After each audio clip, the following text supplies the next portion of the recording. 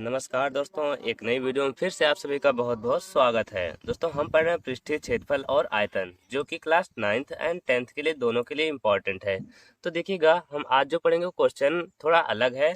मतलब ये 10th standard के लिए है, बट 9th में भी इस टाइप का क्वेश्चन रहता है। तो आप दोनों चाहे 9th के हो या 10th के, प्लीज वीडियो पर फोकस कीजिएगा, क्वेश्चन को ध्यान से देखिएगा। देखिए, 8 सेंटीमीटर भुजा वाले एक घनाकार बक्से में से पूर्ण रूप से समाहित एक गोलाकार भाग काटकर निकाल लिया गया है। शेष बचे ठोस का आयतन ज्ञात कीजिए। तो सवाल बहुत ही सिंपल है, पहले आप ध्यान से देखिएगा। इस सवाल को हल करने से पहले हम फिगर एक रेडी करते हैं कि फिगर बन कैसे सकता है। देखिए, 8 सेंटीमीटर भुजा वाला एक घनाकार, घनाभाकार नहीं है, घनाभ नहीं होना चाहिए, घनाकार होना चाहिए। सबसे पहले हम एक घन बना लेते हैं। तो घन दिखता है कुछ इस टाइप का, जिसकी सभी भुजाएं बराबर होती हैं। इसमें 6 सतह होते हैं और सभी की सतह बराबर होती है। कुछ इस तरह का रहेगा हमारा जो घनाकार बॉक्स जो होगा। और आपको इन सभी के फॉर्मूले एकदम अच्छे से लर्न होने चाहिए। तो ये बन गया ये हमारा एक घन, जिसकी सभी लंबाई चौड़ाई ऊंचाई सभी बराबर है। इस बॉक्स में से बोला गया एक पूर्ण रूप से समाहित एक गोलाकार भाग काट कर निकाल लिया गया। मतलब पूर्ण रूप से समाहित एक गोलाकार भाग, जैसे मान लीजिए जिसके बीच में हम कोई बॉल रखते हैं, जो पूर्ण रूप से समाहित मतलब इसकी चारों तरफ टच करेगा, ऐसा होगा। ऊपर नीचे यहाँ चारों तरफ। हमारा तो ये गोला नहीं बन रहा अच्छे से, बट यहाँ पर ये ऐसा, ये कुछ ऐसा होगा जो इस तरफ भी चारों तरफ टच करेगा। बात समझ में आ गई? तो इतना मतलब कि एक घना बॉक्स में से ये ऐसा गोलाकार भाग काट कर निकाल लिया गया है। तो हमसे पूछा जा रहा है जो शेष हमारा जो ठोस बचा हुआ है, इसका आयतन क्या होगा। तो बहुत ही सिंपल है, चलिए सबसे पहले हम लिखते हैं। दिया है घन की भुजा, घन की भुजा। तो घन की भुजा हमारी है, जिसे हम ए से डिनोट करते हैं। ए बराबर है 8 सेंटीमीटर, यही है। और इसकी मतलब घन की भुजा लंबाई चौड़ाई ऊंचाई सभी 8-8 सेंटीमीटर की है। बस समझ में आ गई? अब क्योंकि देखिएगा, जो गोलाकार भाग था वो पूर्ण रूप से समाहित था इसमें, किसमें? घनाकार बॉक्स में। तो पूर्ण रूप से समाहित मतलब यहाँ से यहाँ तक की ये दूरी हो जाएगी इसकी गोले की व्यास, जो कि किसके बराबर होगी? घन की भुजा के बराबर। तो हम यहाँ पर यही लिखेंगे, क्योंकि गोला गोलाकार भाग घनाकार बक्से में पूर्ण रूप से समाहित है। घनाकार बक्से में पूर्ण रूप से समाहित है, पूर्ण रूप से समाहित है। इसलिए क्या होगा? इसलिए जो घना इसके गोले का व्यास होगा, इसलिए गोले का व्यास वो बराबर होगा घन की भुजा के, घन की भुजा के। और जो कि कितना सेंटीमीटर थी? जो कि हमारी थी 8 सेंटीमीटर, बराबर हो जाएगा 8 सेंटीमीटर। मतलब गोले का व्यास हमें पता चल गया 8। तो हम लिखेंगे गोले की त्रिज्या क्या होगी? त्रिज्या जो होती है व्यास की आधी होती है, मतलब 8/2 बराबर कितना सेंटीमीटर? ये हो गया 4 सेंटीमीटर। अब हमें गोले की त्रिज्या पता चल गई। अब हमें निकालना है शेष ठोस का आयतन। तो हम यहाँ लिखेंगे शेष ठोस का आयतन बराबर क्या लिखा जाएगा? ये ध्यान से ये बात देखना इसमें। अगर आप इस तरह सवाल एक करना सीख गए, एक भी करना सीख गए, तो कोई भी प्रॉब्लम नहीं होगी आगे चाहे कितनी बड़ी सवाल दी जाए। देखिएगा, हमें शेष ठोस का आयतन निकालना है। तो हम क्या करेंगे?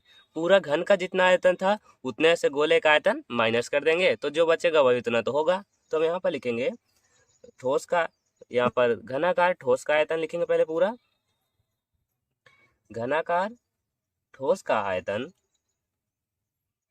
उतने में से हम माइनस कर देंगे गोले का आयतन, माइनस गोले का आयतन। तो सबका फॉर्मूला आपको याद होना चाहिए, हमने फॉर्मूला सब अच्छे से आपको प्रैक्टिकली समझाया हुआ था। तो घनाभ का देखिए, घन का आयतन क्या होता है? घन का आयतन होता है भुजा का क्यूब। हम लिखेंगे ए का क्यूब। फिर देखिएगा माइनस गोले का आयतन क्या होता है? 4/3 पाई आर क्यूब। ये होता है हमारा गोले का आयतन। बात समझ में आ गई? अब देखिएगा ए क्या है यहाँ पर ये जो गोले की उसकी ये ए है, जो घन की भुजा थी, मतलब 8 का क्यूब। फिर माइनस यहाँ पर 4/3 गुणे पाई का मान होता है 22/7 गुणे आर क्यूब। मतलब 8 त्रिज्या यहाँ पर मिला था हमें, त्रिज्या यहाँ पर स्मॉल आर जिसे डिनोट करते हैं 4 सेंटीमीटर था। तो r का मान यहाँ क्यूब है तो हम 4 को 3 बार लिख देंगे। ये कुछ ऐसा बात समझ में आ गई। अब इसे हमें हल कर लेना है। 8 का क्यूब आप सबको याद होगा 512 होता है। फिर माइनस, इनमें से कुछ तो कटेगा ही नहीं, तो हम देखिए गुणा कर देते हैं। 4 का गुणा 22 में कर देंगे तो 88 बटे यहाँ 7 का गुणा 3 में कर देते हैं 21। इसका गुणा करना है इसमें 4 का गुणा 3 बार करेंगे तो आ जाएगा 64। तो अब इन दोनों का गुणा करेंगे, जितना आएगा उसमें 21 हम भाग कर देंगे। तो जब 88 का गुणा 64 में किया जाएगा तो ये आ जाएगा 5632। तो देखिएगा ध्यान से, 512 माइनस ये आ जाएगा 5632। फिर उसमें से हमें भाग करना है 21 से, तो चलिए हम इधर कर दे रहे हैं। अब यहाँ देखिए 512, इसमें जब 21 से जब भाग किया जाएगा तो आ जाएगा 269 दशमलव सॉरी 68 आएगा 268.19 ये आ जाएगा। फिर इतने में से आप माइनस कर देना है, तो माइनस करेंगे तो आ जाएगा 243.81। आप माइनस करके चेक कर लीजिएगा। तो आयतन जो होता है हमेशा क्यूब में आता है, तो ये क्या हो जाएगा सेंटीमीटर क्यूब। ये हो गया हमारा आंसर। बात समझ में आ गई। आई होप आप सबको अच्छे से समझ में आया होगा। तो इस टाइप की अगर कोई भी सवाल होगा, घनाभाकार बॉक्स में से कोई भी आकृति निकाली गई होगी, तो सिंपली आपको पूरे ठोस का आयतन में से जो चीज निकाला गया उतना आपको माइनस कर देना है, तो शेष जो बचा रहेगा उसी का आयतन मिल जाएगा। तो चलिए इसी तरह के कुछ और सवाल को हम देखते हैं।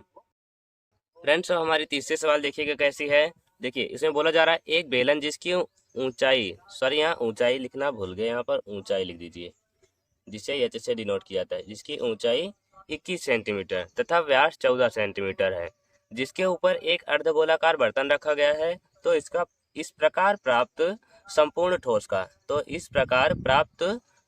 संपूर्ण पृष्ठीय क्षेत्रफल ज्ञात कीजिए। तो इसमें ध्यान देने वाली बात है कि इसमें संपूर्ण पृष्ठीय क्षेत्रफल पूछा गया है, मतलब आपको बेलन का संपूर्ण पृष्ठीय क्षेत्रफल और प्लस अर्धगोला का संपूर्ण पृष्ठीय क्षेत्रफल, इन दोनों को ऐड कर देना तो हमें पूरा ठोस का संपूर्ण पृष्ठीय क्षेत्रफल मिल जाएगा। तो उसके लिए आपको फॉर्मूला याद होना चाहिए। देखिए बोला गया है एक बेलन है, तो चलिए पहले हम एक बेलन बना लेते हैं। तो बेलन जो होता है ये एक लंबवत होता है ऐसा, तो यहाँ पर ये वृत्ताकार होता है ऊपर नीचे दोनों तरफ, ये ऐसा। तो इसके पास इसके देखिए एक बेलन है, इसके ऊपर बोला गया है एक अर्धगोलाकार बर्तन रखा गया है। तो अर्धगोलाकार जो बर्तन रखा गया है कुछ ऐसा रखा जाएगा, और जिसका व्यास बराबर होगा बेलन के व्यास के ही बराबर होगा। बस समझ में आ गई। देखिए अब बोला गया है बेलन की ऊंचाई 21 सेंटीमीटर है। तो बेलन यहाँ से देखिएगा यहाँ तक केवल थी ऊंचाई, हमारा बेलन जहाँ तक है इसकी ऊंचाई बोला गया है 21 सेंटीमीटर। और फिर बोला गया है इस अर्धगोले, और यहाँ पर व्यास बोला गया है, इस बेलन का व्यास कितना है 14 सेंटीमीटर है यहाँ से यहाँ तक। तो जितना यहाँ है उतना ही ये वाला भी होगा 14 सेंटीमीटर। बात समझ में आ गई। अब आपको लिखना क्या है, देखिएगा दिया है, सबसे पहले आप क्वेश्चन शुरू का इस पर जो जो भी चीज दिया रहेगा आप उसे लिख लेंगे अच्छे से केयरफुली। तो देखिए दिया है बेलन की ऊंचाई जिसे आप एच से डिनोट करते हैं, ऊंचाई है जिसे स्मॉल एच बराबर 21 सेंटीमीटर है ये है। और व्यास है, व्यास जिसे डायमीटर बोलते हैं, इसे डी से प्रदर्शित किया जाता है, तो है 14 सेंटीमीटर। उसके बाद देखिए व्यास अगर ये है तो बेलन की त्रिज्या क्या हो, क्योंकि हमें त्रिज्या की जरूरत लेनी, व्यास नहीं लिया जाता। तो त्रिज्या जो होगी वो व्यास की आधी होती है, तो व्यास हमारा 14 सेंटीमीटर, तो 14/2 बराबर कितना आ जाएगा, ये 7 सेंटीमीटर आ जाएगा। त्रिज्या जिसे देखिएगा इसमें एक बात, जो बेलन की त्रिज्या है इसमें उसके गोलाकार अर्धगोलाकार की भी त्रिज्या है। तो एक को आप R1 मान लीजिए, एक को R2। जो हम बेलन की त्रिज्या है इसे हम R1 मान रहे हैं, नहीं तो उसे मिल जाएगा तो कंफ्यूज हो जाते हैं कि हम बेलन की त्रिज्या रखें कि अर्धगोला की त्रिज्या रखें। तो इसे हम R1 मान लेते हैं। तो फिर से यहाँ लिखेंगे चूंकि बेलन का व्यास ये बराबर था अर्धगोले के व्यास के, अर्धगोले का व्यास जो कि कितना था 14 सेंटीमीटर, बराबर हो जाएगा 14 सेंटीमीटर। इसलिए हम यहाँ पर अर्धगोले की त्रिज्या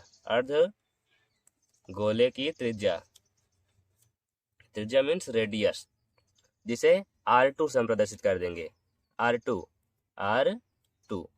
तो जो होगी व्यास की आधी होती है, तो 14/2 बराबर क्या हो जाएगी 7 सेंटीमीटर।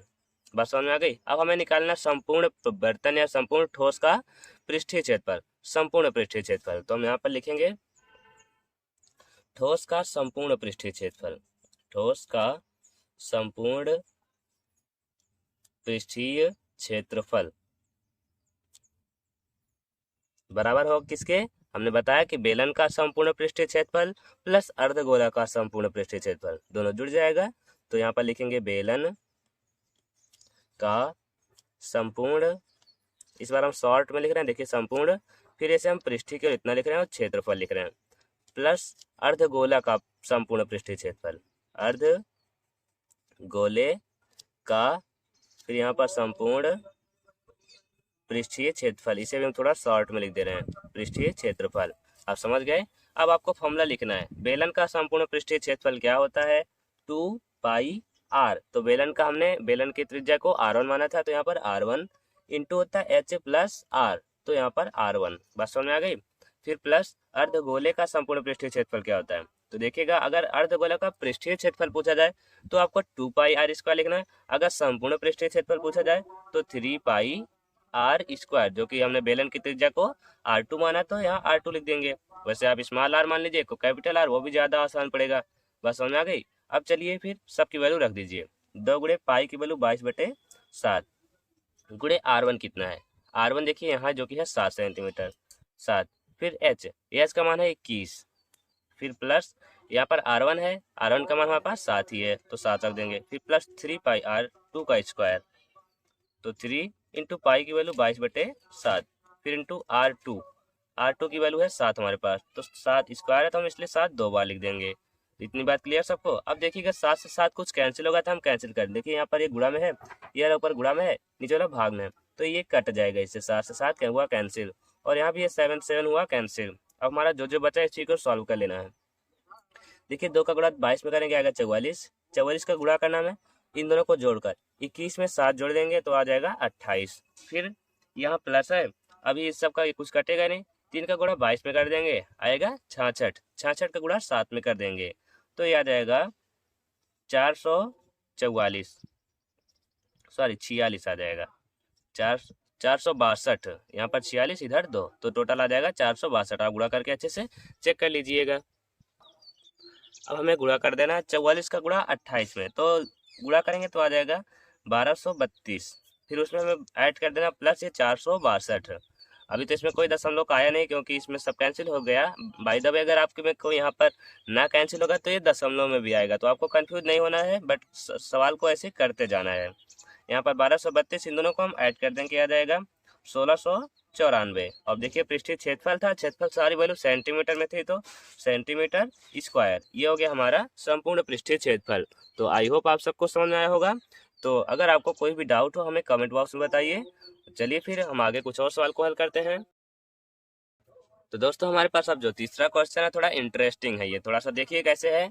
एक ठोस एक अर्धगोले पर खड़े एक शंकु के आकार का, मतलब एक ठोस अर्धगोला है, उसके ऊपर एक शंकु रखा गया है और जिसकी त्रिज्या 3 सेंटीमीटर है। त्रिज्या किसकी है? अर्धगोले की त्रिज्या 3 सेंटीमीटर है तथा शंकु की ऊंचाई 4 सेंटीमीटर है। तो इस गोले का पृष्ठीय क्षेत्रफल ज्ञात कीजिए।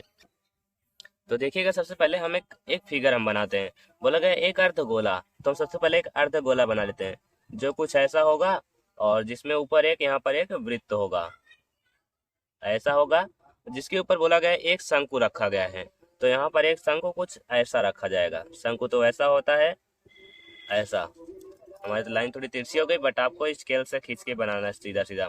और बोला गया इसकी त्रिज्या 3 सेंटीमीटर है, जिसकी त्रिज्या 3 सेंटीमीटर, मतलब गोले की त्रिज्या यहाँ से यहाँ तक की आप दूरी लीजिए या इधर तक की दूरी, चाहे जो दूरी लीजिए, पूरा 3 सेंटीमीटर का है। और फिर बोला गया शंकु की ऊंचाई 4 सेंटीमीटर, ऊंचाई ये वाली होती है हमारी, जो कि हमारे पास है 4 सेंटीमीटर। और हमें तिर्यक यल जो है होती है, इसे तिर्यक ऊंचाई बोला जाता है। तो देखिएगा, हम निकालना हमें है पृष्ठीय क्षेत्रफल इस पूरे का। तो हमें शंकु का पृष्ठीय क्षेत्रफल और प्लस अर्धगोले का पृष्ठीय क्षेत्रफल जोड़ देना है, हो जाएगा, मिल जाएगा। लेकिन उसके लिए हमें देखिए अर्धगोले का तो पता है, इसकी त्रिज्या r है, तो 2 पाई आर स्क्वायर होता है हमारा पृष्ठीय क्षेत्रफल अर्धगोले का। लेकिन शंकु का पृष्ठीय क्षेत्रफल होता है पाई आर यल। हमें ऊंचाई h पता है, हमें यल नहीं पता, मतलब तिर्यक ऊंचाई ये वाली नहीं पता है। तो सबसे पहले हम तिर्यक ऊंचाई ये वाली निकालेंगे। तो सबसे पहले हम लिखेंगे दिया है, जो जो चीज दिया है हम पूरा लिख लेते हैं। दिया है क्या चीज? अर्धगोले की त्रिज्या, जिसे आप स्मॉल आर मान लीजिए या स्मॉल आर मान लेते हैं, शंकु की त्रिज्या को कैपिटल आर मान लेंगे। तो दिया है अर्धगोले की त्रिज्या, अर्धगोले की त्रिज्या, जिसे हम स्मॉल आर से डिनोट करते हैं, स्मॉल आर बराबर 3 सेंटीमीटर। और फिर जितनी त्रिज्या यहाँ इसकी है उतनी त्रिज्या शंकु की भी होगी, क्योंकि शंकु का व्यास भी अर्धगोले के व्यास के बराबर है। तो हम लिख देते हैं बराबर शंकु की त्रिज्या, जिसे हम कैपिटल आर मान लेते हैं। मतलब स्मॉल आर भी 3 है और कैपिटल आर भी 3 सेंटीमीटर ही है। और हमें दिया हुआ शंकु की ऊंचाई जो कि है एच, स्मॉल एच बराबर है 4 सेंटीमीटर। तो हम शंकु की तिर्यक ऊंचाई, हमने फॉर्मूला बताया था कि होता है पाई, इसका अगर तिर्यक ऊंचाई पूछा जाए तो पाइथागोरस प्रमेय से हम निकालते हैं। क्योंकि देखिए ये हो जाएगी आधार, ये हो जाएगी लंब, ये कर्ण, तो कर्ण का स्क्वायर बराबर होता है लंब का स्क्वायर प्लस आधार का स्क्वायर। तो हम यहाँ लिखेंगे तिर्यक ऊंचाई यल बराबर तिर्यक ऊंचाई जो कि होती है स्मॉल यल बराबर क्या होगी, देखिएगा हम डायरेक्ट फॉर्मूला लगा रहे हैं, आपको याद होना चाहिए। अंडर रूट यहाँ पर लिख देते हैं इसे R square plus H square, हमने ये डायरेक्ट फॉर्मूला लिखा है। हमने आपको बताया भी था कि जो होता है लंब का स्क्वायर बराबर कर्ण का स्क्वायर जो होता है बराबर होता है लंब का स्क्वायर प्लस आधार के स्क्वायर के। फिर हम कर्ण, अगर इधर कर्ण का मान निकालते हैं स्क्वायर से दूसरी तरफ जाता है तो अंडर रूट हो जाता है, तो हम वही इधर लिख दिए हैं। तो चलिए फिर इसी को हम इतने को सॉल्व कर लेते हैं। तो देखिए आर स्क्वायर, आर का मान हमारे पास है 3, तो चलिए सबकी वैल्यू रखते हैं 3 का स्क्वायर, फिर प्लस एच है, एच का है मतलब यहाँ 4 का स्क्वायर, तो 3 का स्क्वायर हो जाएगा 9 और प्लस 4 का स्क्वायर 16, तो 16 9 जुड़ जाएगा तो आ जाएगा अंडर रूट 25, तो 25 स्क्वायर हमारा 5 का। तो मतलब हमें यल का मान मिल गया 5, मतलब इसकी तिर्यक ऊंचाई ये पता चल गई, यल बराबर है 5, ये टी नहीं यल है, यल बराबर हो गया 5। अब हमें चाहिए क्या, पृष्ठीय क्षेत्रफल, तो हम डायरेक्ट फॉर्मूला लगाते हैं। तो यहाँ लिखेंगे संपूर्ण ठोस का पृष्ठीय क्षेत्रफल, संपूर्ण ठोस का पृष्ठीय क्षेत्रफल। तो देखिएगा हम दोनों के क्षेत्रफल को ऐड कर देंगे, बराबर होगा किसके, अर्धगोले का पृष्ठीय क्षेत्रफल, अर्धगोले का पृष्ठीय क्षेत्रफल, इसमें हम प्लस कर देंगे शंकु का पृष्ठीय क्षेत्रफल, शंकु का पृष्ठीय यहाँ पर क्षेत्रफल। बात समझ में आ गई, यहाँ पर क्षेत्रफल लिखा नहीं हमने, क्षेत्रफल लिख दिया जाए वैसे। देखिए अर्धगोले का पृष्ठीय क्षेत्रफल होता है 2 पाई आर स्क्वायर, फिर प्लस शंकु का पृष्ठीय क्षेत्रफल जिसे हमने कैपिटल आर माना था, यहाँ पर आर वो रखेंगे तो होता है पाई, आर की जगह में कैपिटल आर लिख रहे हैं यल। बात समझ में आ गई। अब देखिएगा अगर आप कॉमन करना चाहे पाई, देखिए कॉमन है आर तो वैल्यू अलग अलग रखने हैं, तो आप डायरेक्ट फॉर्मूला वैसे रख दे सबकी वैल्यू, पाई की वैल्यू 22/7 मतलब 22/7 गुणे आर स्क्वायर है, आर का मान देखिए स्मॉल आर हमारे पास है 3, तो 3 गुणे 3, फिर प्लस यहाँ भी पाई का मान हम 22/7 रखते हैं, गुणे कैपिटल आर भी उतना 3 ही था, गुणे यल हमारा आया ये 5। अब इतने को हमें सॉल्व करना है, तो यहाँ हम थोड़ी जगह कम है इसलिए हम इधर ये वाला पॉइंट ऊपर कर दें, आप मैनेज कीजिएगा। देखिएगा ये कुछ कटेगा नहीं, 2 का गुणा हम 22 में कर देते हैं आएगा 44, फिर गुणे 3 का गुणा 3 में कर देंगे तो 9 बटे भाग करना में 7 से, उसमें जितना का प्लस करना है। देखिए 22 का गुणा 3 और 5 गुणा कर देंगे 15, मतलब 22 का गुणा हमें करना है 15 में, फिर जितना आएगा उसमें भाग कर देना है 7 से। बात समझ में आ गई। तो चलिए फिर गुणा किया जाए जल्दी से।